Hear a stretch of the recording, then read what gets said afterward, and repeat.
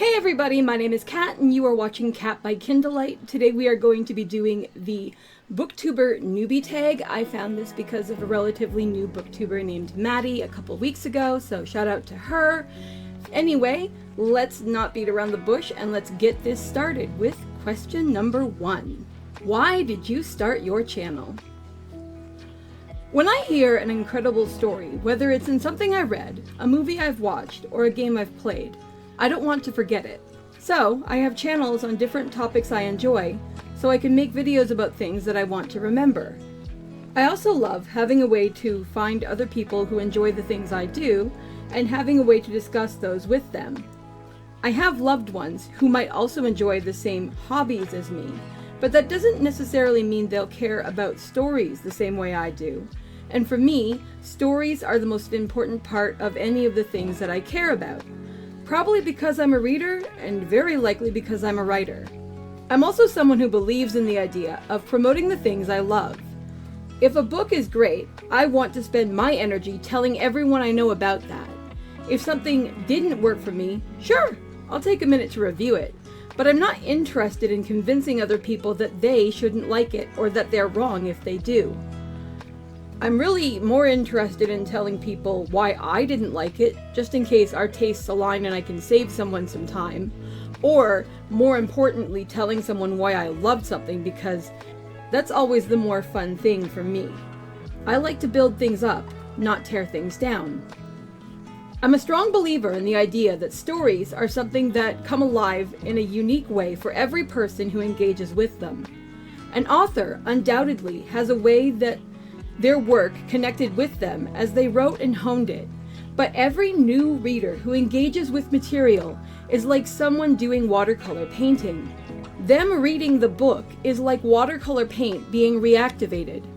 There is an underlying structure that is going to be there regardless, but that person's own emotions, values, and life experiences will color and flavor the text in a way that is specifically unique to them and their own story. Consciously deciding when and whether to let this happen is one of the arts of control and practiced empathy that we can work on as readers. It can be very shocking to discover that someone read a beloved book and came away with a completely different reaction, almost like you were both looking at the same page, but reading a completely different novel. That's both one of the rewards and challenges of having a passion for reading, especially on the internet. I want to connect with people and see how similar or differently I view stories that I engage with to how they do. I want to create a community where we can agree on the love of reading and agree to disagree if we reach an impasse on how we see a book. The intersection of an individual's life with a tale that moves them is one of the greatest joys this world can bestow. Question 2. What are some fun and unique things you can bring to Booktube? I'm an eclectic reader who enjoys a wide range of genres.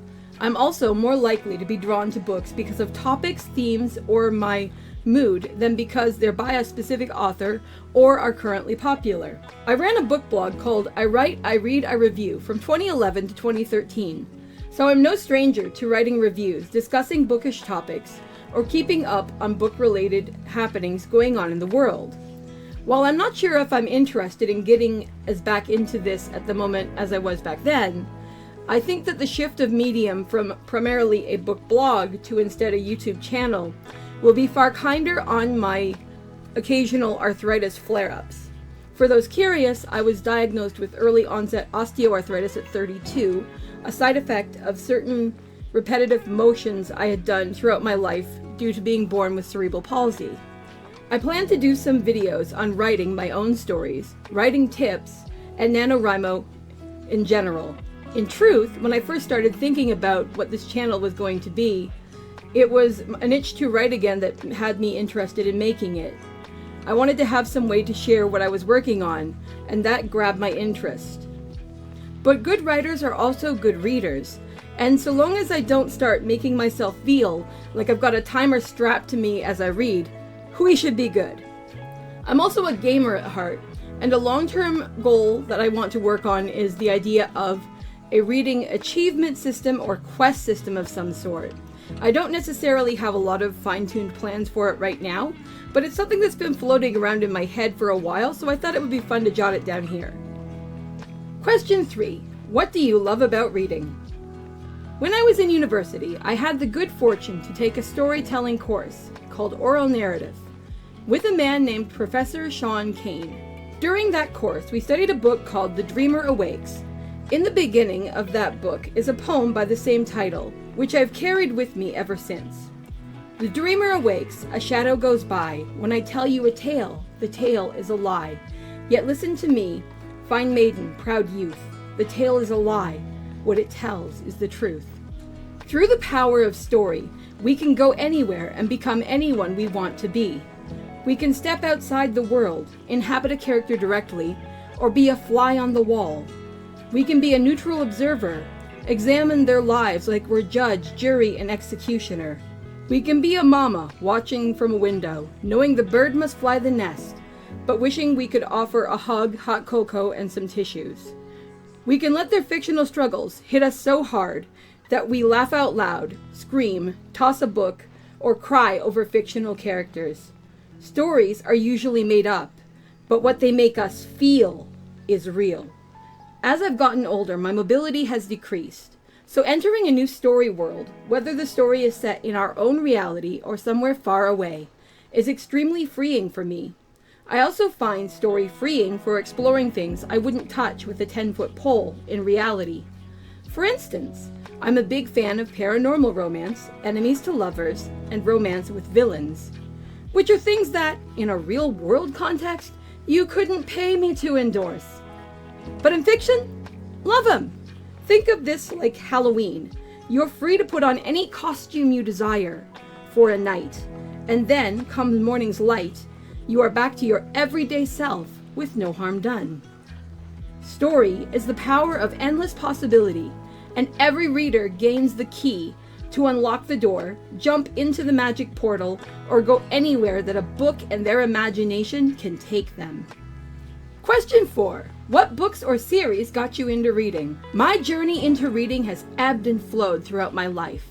I was blessed to have many people who read to me as a child. In my opinion, one of the best gifts you can give a child. A love of story, and more importantly, a love of story being told aloud, is often one of the best ways to instill a love of reading. My mom used to read to me about a character named Piggly Wiggly. We searched on the net and finally found him in a book called Piggly Plays Truant. And if that happens to be the only book about him, no wonder we didn't remember the title. My main memory was that I was Piggly. It didn't matter that he was a boy. My mom was Porky, and my grandpa was Old Salt Pork. My dad read to me the Frog and Toad books. My grandpa read me Heidi, The Green Forest, and basically every fairy tale under the sun. One of our favorite things when we watched Disney films when I was a kid was seeing how similar or different the story would be told. My aunt read me James and the Giant Peach and The Lion, the Witch, and the Wardrobe. I was really into horses and loved the Billy and Blaze books. Stories that teachers read to us in public school, like the BFG and the Druid's Tune, left a mark. So did a pair of books on Greek mythology that one of my 8th grade teachers had, to the point where she gifted them to me when I graduated and went off to high school. My interest in Greek myth in my early teens was massive. In addition to my 2 books of myth that were gifts, I also had a massive encyclopedia of myths from Greek, Celtic, and Norse traditions. I also found and read Marion Zimmer Bradley's Firebird after finding it at a Value Village for $2. My next big evolution as a reader likely happened during my first year of university. It wasn't any of the academic stuff. It was the first time in my life that I was on my own, and finding the courage to cross a 4-lane highway as someone who is legally blind was exhilarating. It was on my first of what would be many such journeys that I bought my first book by Christine Feehan, Dark Legend, and entered the world of paranormal romance. Okay, I bought Dark Legend and Dark Magic, and I didn't care about order at the time. I picked the 2 that grabbed my interest the most at that moment. I could go further, but I think that I'll leave this here for now. If anyone would be interested in a list of the most important milestone books in my life so far, let me know. I'd be very happy to make that. Question 5. What questions would you like to ask your favorite booktuber? I've got a few that would be interesting for anyone else who's doing this booktubing thing, so let's do this. First up, do you have any tips or tricks on how you keep reading fresh? One of the challenges I found when I did book blogging was that sometimes I would get overwhelmed with pressure, or that I would start reading and things that I went to review would start feeling like they were blurring into each other, and I would love to avoid that. 2. Do you prefer to read series back to back, or do you like to spread them out? If you read them back to back, do you worry about staying on a topic for too long on your channel? If you spread them out, do you worry about forgetting details or losing personal momentum on a series if it's taking too long to get to the next book? 3. Do you ever let the length of a book influence you? Or have you found ways to ease the pressure if a book is taking a while to read and get a review out for? 4. Do you have a favorite book club, readathon, or other social activity that you'd like to share? And 5. What is the book you would wish for every person to read if a book-loving genie gave you access to its book dispensing lamp? Question 6. Which challenge of starting a booktube channel do you think will be the hardest to overcome? The fact that I'm a book VTuber may end up being a blessing or a curse. There are a myriad of reasons I prefer this method to a channel where I'm personally in front of a camera. Mainly because, due to mobility issues, I can't easily control the aesthetics of my environment or the lighting that I'm in. Also, because my vision is impaired by muscles in my eyes, which makes it much harder for me to actually look directly at a camera. The fact that I'm not a speed reader means that the numbers I can put in if I'm doing a readathon, or that I'll read every month, will not be as high as some people. Audiobooks can be handy since they let me do other things while listening to them, but I'm someone who likes to make notes while I read, so there's definitely a trade-off. The fact that I don't want to commit to a specific genre or set of themes and tropes will mean that I'm not making as refined a niche for myself on YouTube as I do on my anime channel, Catalina, where I tend to focus on fantasy, time travel, known as isekai, and female-focused shows, also known as shoujo. When I pick an anime, I'm committed to a series over 3 months, and people know what they're getting when they come back to my channel. It's going to be a lot harder to translate that into a booktube channel, so we'll see what happens. Question 7. When did you start reading? Thanks to my grandma, who watched me when my parents worked, I started reading around age 5 with things like Jillian Jiggs and Her Pigs, the Mr. Muggs books, Just Grandpa and Me by Mercer Mayer, and The Bernstein Bears Go to Camp. Eventually, I graduated to things like Billy and Blaze, The Babysitter's Club, C.S. Lewis Chronicles of Narnia, and the Sweet Valley High books. Question 8. Where do you like to read?